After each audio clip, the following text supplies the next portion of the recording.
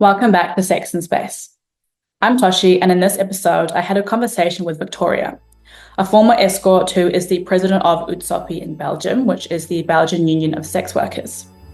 We had a conversation today about how Victoria views sex work as a social service, something that's not just about physical touch and intimacy, but is very connected to human emotions and is effective at combating loneliness. Let's get into the episode.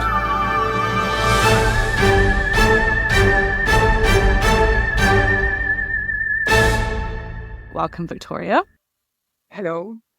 And for the sake of our listeners, I wondered if you could maybe introduce yourself a bit about who you are and what you do. Okay, I'm Victoria. That's not my real name. That was not my working name. I worked as an escort girl, or woman, as you speak, for almost 15 years in total. And I'm president of UTSOPI in Belgium, who is a union of sex workers who has joined, and we joined forces to be able to achieve what we achieved, and that's a law and a good contract for people who work as sex worker in Belgium, and also the decriminalization, but that has been already voted 2 years ago. So I stopped being escorts about 3 years ago. I'm 55, so I wanted to go on a pension, but I stopped during around COVID. So COVID came and I sat down and as I have always been working in a situation without any good law or laws, you build nothing up as pension or social security as sex worker. So I restyled my life. So for the moment, I still. Maybe I have a sugar daddy, a client who stays as a sugar daddy. So that still is going on, but I don't frequent other clients no more. So that's me. Wonderful. And so we read an article in the BBC, which was talking about the new laws that have passed in Belgium for sex workers and the rights that it's given them. And we really liked what you said. You were talking about how you view sex work as a social service and how the actual, the sex part of it was, can be a very small part of what goes on there. And I wondered, for our listeners who might not have read that article, if you could perhaps explain to them what it was that you said and sort of, unpack that for them. Yeah, for me, I not only in that interview, before in other interviews, I always emphasize that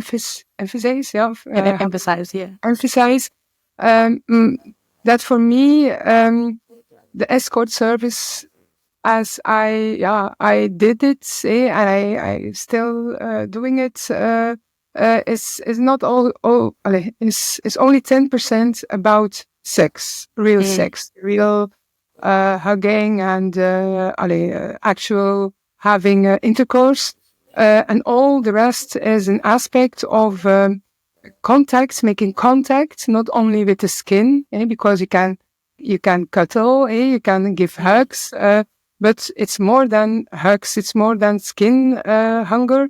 It's also a mental connection. It's also even emotional connection. Because if you're a good escort, 80% of my clients were steady clients. They who booked me repeatedly, once a month, every 2 weeks, some every week, some every 3 months.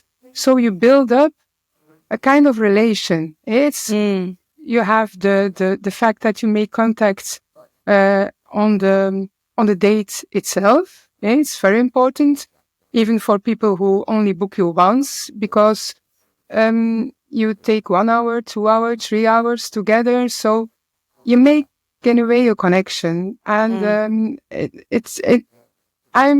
I studied physiotherapy. I have a diploma of physiotherapy, and in that way I was always very tactile. the tactile component in my life was already very there.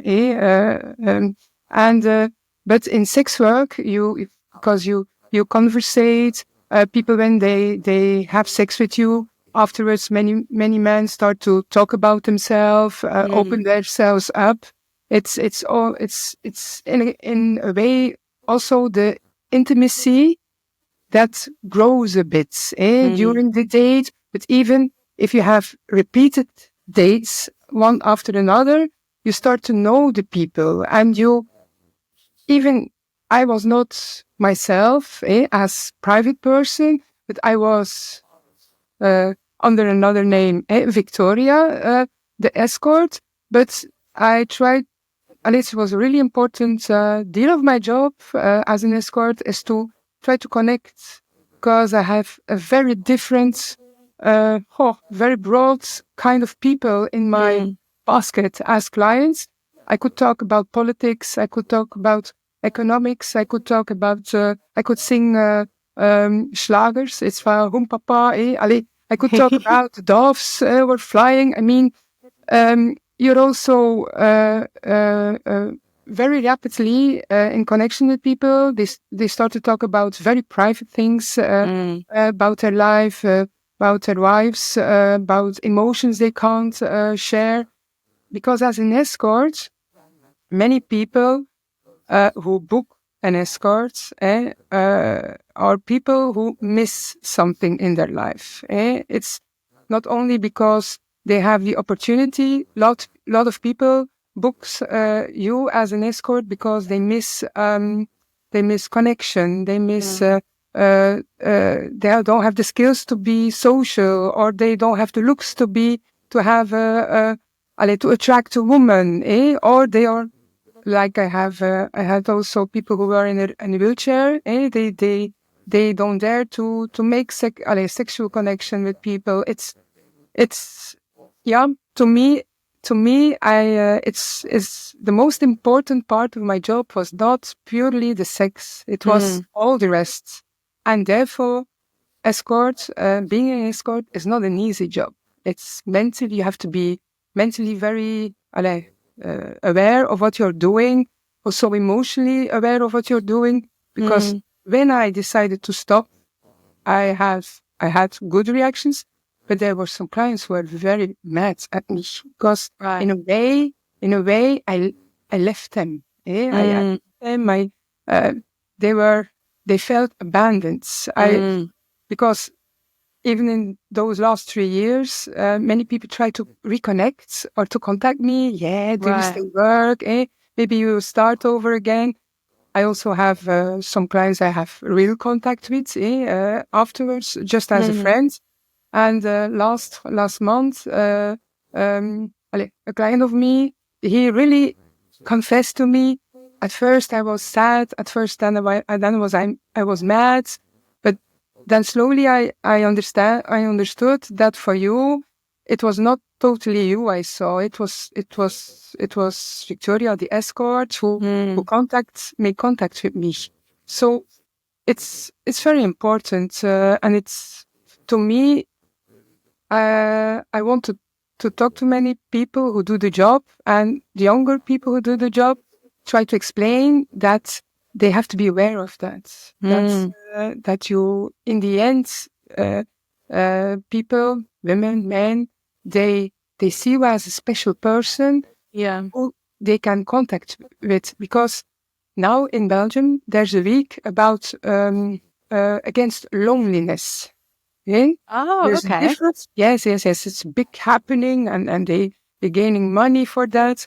So, but I saw a documentary about loneliness, and it's the difference between loneliness and being alone. You can be alone, but it's not because you're being alone that you feel alone. You can be in a crowded place and experience loneliness. And loneliness is there when people can't connect with other people, don't have someone special in their life to connect with, or don't have someone they can hug with, then they experience loneliness. So for me, being an escort helps many people fight against loneliness. You see, it's. I always talked or told people when I worked as a physiotherapist, I worked with physical body to restore the physical body, and I always told people, okay, if you have a good body, your mind can be good also. But doing escort, while doing escort, it made me really conscious that that's so important. That's to be able to feel someone else, to feel contact, because our skin is 90% of our body. It's so important. It means it's skin hunger. So if you can give that to someone and they open up, because it's a gate. It's a gate. It's not the gate. It's a gate. It's a way to connect with people, and that's why physical labor, sex labor, is really has a very big impact on the clients' their lives, but also on the sex worker their lives. It's something that's underestimated. You have to take care of that also. You step in someone's energy in his field, in her field. You step out of it. What do you take in that? In that restricted area, and how do you come out of it also as a client and as an escort? I mean, I know many people think they're doing sex work, they only think about sex. It's because you like sex. Okay, I like sex, but I didn't start escort because I like sex. Okay, I had financial problems, but I was a very tactile person. So being able to connect in a physical way, not only pure by sex, but it's it has many consequences, good consequences. Do you understand? Okay. And so this perspective that you have of sex work, is this something that that you went into it understanding, or was it kind of over time you started to understand that it was so much about connecting with another human? I only came to understand that while doing. I didn't know that before. Okay, I when I was younger, I had a sugar daddy or two before my 30s. I married after the divorce because we lost everything. I have. It was a long story, but in the end, I was in a situation I needed money, real money, because I have two daughters. They go to school. I didn't know what to do. I was left with debt of my husband because we were independent. I had society who went bankrupt. So and I was thinking to myself, I was sitting down at the table with my cup of coffee, and I was thinking to myself, okay, what are my talents? They can take everything away from you, your money, your house, everything, but they can't take away your talents. So my talent was speaking to people, listening to people, be able very easily to come in the comfort zone of people, and step out of it, being tactile. That was all I know. I was only thinking, what can I do good? What are my talents to do? And okay, I'm not bad looking. I'm not a model, but I'm plain. But I have a good body. And so that was the way I started, restarted with it, and not buying, thinking I will help people or what will do that. I only while I was working, I start to understand. Okay, oh, he reacts like this. Okay, they want contact. Okay, why are they asking me again, over and over again? Not because I'm a model, not because I was young. No, because I could make contacts. I could let people feel totally themselves, listen to them, going in the story with the people. I had clients, and to me that's my gift. As an escort, you don't have to be a model or blonde or have long hair. There's something for everyone, they say, okay? But a good escort, a good sex worker is someone who can connect. It's not about physics. It's about the connection. Okay, the physics have to be there. But I had clients who really told me afterwards, yeah, when you came the first time, I was telling to myself, oh my God, she has no long hair. She is sportive. She's not special physically. Okay. But in the end, I became special because I could make connection. And that's the most important thing. And I was aware of that connection I had and the importance of that on the people that were my clients, their lives. And to me, it's I hear stories when I hear stories of days who going bad with sex workers. It's often because not all sex workers understand that, and not all clients understand that neither. So it's to me, as I am in UTSOPI, we will our fight is changing now because we want to implant that law, but we also want to inform sex workers. But on all levels. That's okay. I'm not the only one who. I'm sure I'm not the only one who thinks like that because of the work. Maybe I'm the only one who talks about it. Well, I think reading the article, it made me it's an understanding I think I've had here, but I've never seen it articulated so well. I was reading it and I was like, yes, that makes so much sense. That's such an amazing way to put it. And I think, and that's one of the things I wanted to do with the podcast is try and help people, understand that it is so much more than just, perhaps physical intimacy. It's about connecting on a human level and, like you say, addressing loneliness and making someone feel like someone is there to understand them and listen to them and take time to be present with them. Yeah. I have a good friend. Was an escort. She's also retired, but she worked for 40 years behind the window. And she had also steady clients, also people, because when you work behind the window, the time you spend with the client is much shorter. But even then, she built up good client relations. And they came back for her, not because she was the youngest in the street or the most good looking. It's because she could also make that connection. And she talks often about that also when we are together. So it's also important. It's not only in the escort service business. It's also in the behind the window. And trust me, if someone works in a bar and the people come back, it's also because they have a good time. But what makes people to have a good time? It's in a way a connection you make. Yeah. To be able to make that connection. What do you what have you learned personally about loneliness and connection through your work? I learned a lot. There's so much loneliness in the world. So much. It's and it has all kind of phases. It's not only the okay, you have people with who are in precarious situations, who are much more where you find a lot of loneliness, but also in every kind of rank or kind of wealthy people, less wealthy people.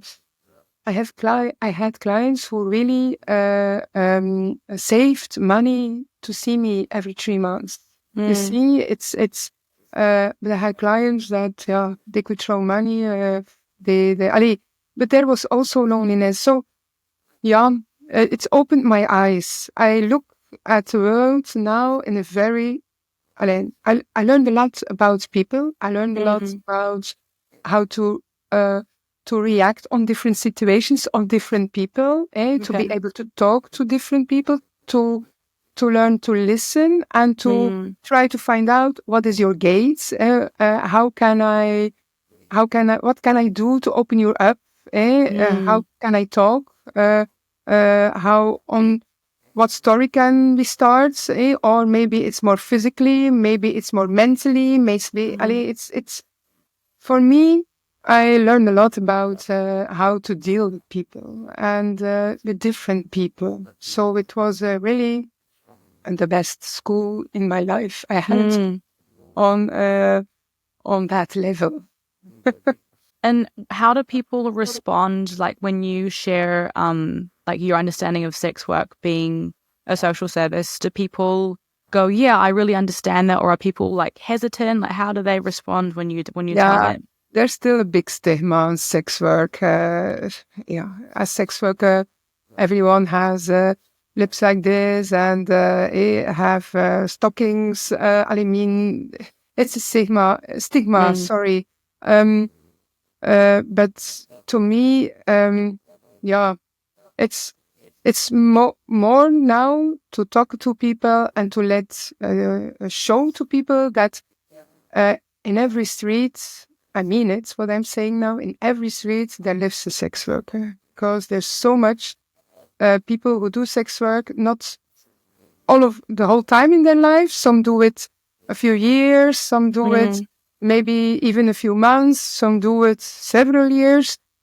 And there's so many different kinds of sex work that people think that we are all we're all with stiff lips and much makeup and I mean a kind of type, but that's not true. There are many normal looking people who do sex work.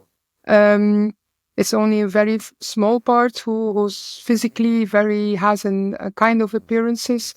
And I think the first step is people letting know that there are many normal people walking around to do sex work, and then you can start to talk what is sex work, what part of is purely sex, and what part of is really well-being for the total body. Because me myself, if I have sex and I have sex with my partner now, and before with my clients, I think I always tells people that sex is good. It's I stay young because of sex. It makes me happy. It's yeah. It's if you think about it and you feel what afterwards you're thinking about how you're feeling afterwards. To me, it's a kind of it's also a well-being. Not having not having access to physically or sex or touch or something. I think it makes you sick. I'm sure of it. It makes you sick.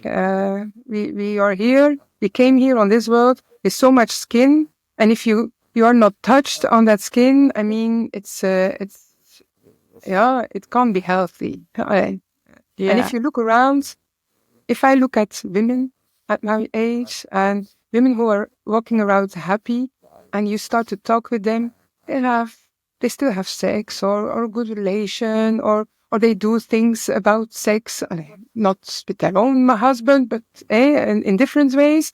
And I know some who are very cranky every day, but trust me, they are not interested in sex. They don't know what it can bring to them as a kind of relaxation, feeling good, confidence. I mean, it's so much more than And sex. just like, yeah.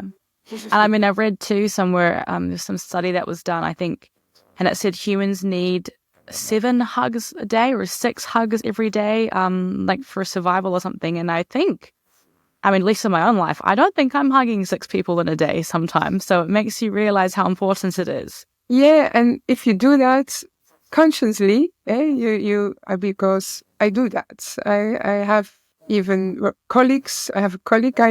I say, give me a hug. I need a hug for the moment. And you tell if you give a hug and you're telling 1, 2, 3, 4, 20 until 20, you will.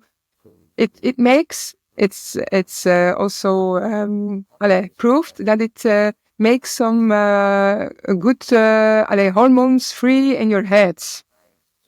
So Amazing. it's healing yourself with a hug. So that's one thing our listeners can do from listening to this episode is they can go and hug people for 20 seconds and see how you feel. Absolutely. Yeah. And I just wondered, as a final question, is there anything else that you wanted to share with our listeners about humans or loneliness or connection or sex work? Is there anything else that you wanted to say? Well, for me, the biggest purpose now in my life is to convince people that sex work is work and that it's very important in the fight against loneliness and in the fight for more well-being for people. But for women, for men, also for women, or people who say I'm not female or male. To me, and in the hope that the stigmatization who rests on and the victimization who rests on sex work and sex workers start to reduce a little, because okay, there are victims, okay, there is abuse, but there are a lot of other people also, and if they can take care of themselves and have good situations to work in, they will they will also feel them better. So for me, on in the fight of loneliness, please book an escort. Yeah. I love it. Yeah. I can tell for myself, when I was married, I didn't work, but in the end of my marriage, we had the situation was so bad. We didn't touch each other anymore. I booked myself a gigolo. And that I had the time of my life. Trust me. I mean, that was so good. And I told to my friends, they booked him also. So it gave me a confidence as a woman, as a confidence and I was the energy that I could release in that. That was that I was 2 times at the side of the clients. So in my life, all the others I had clients, but I can recommend it also out of that perspective. Do you think people noticed that you were like carrying yourself differently and you had this like vibrance that you didn't have before? People notice me. I know me as very confident, and I feel that also. If I feel a situation is not right, I won't attack. I will always come with solutions. But it helped me. I was already outspoken, but I was not. I was more careless when I was younger. I learned to act more with ellebogen on. We say in Flemish, it means not violently come somewhere and pushing everyone aside. No, do it slowly, looking and help people and try to find a way in and then really talk about the things straight ahead. And not that it made me a better person, really. I think that's a really, really lovely note for us. It learned me, because if you do sex work, you also come around many things, many different things, and it helps you to think, what do I want? What do I do not want? And it makes you as a person that you go, like, now I have a day job, and I saw a situation that is not well. My colleagues won't take it to the next level. I'll take it to the next level. So that's the difference. It makes you assertive. we say, I don't know, assertive. Assertive, yeah. But Because I guess not you would have been around so many different people and perspectives and needed to, learn how to communicate with all kinds of different people. So that can only be a positive skill to learn that you can apply in all areas of life. Yeah. Amazing. That's true. Well, thank you so much for your time today, Victoria. It's been really lovely to speak with you. And I hope that our listeners will go away and really consider how they understand sex work and loneliness and human connection too. So thank you so much.